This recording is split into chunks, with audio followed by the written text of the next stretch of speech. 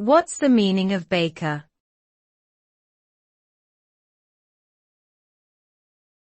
Baker.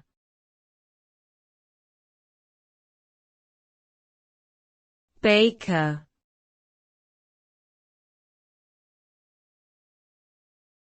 Baker.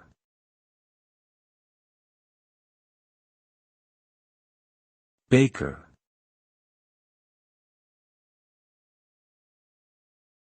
A baker is a person who prepares and bakes bread and other related food items, such as pastries, cakes, pies, and cookies.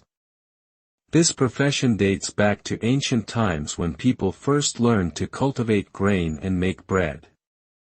Bakers use a variety of ingredients, including flour, yeast, sugar, spices, butter, and eggs, to create a range of delicious baked goods.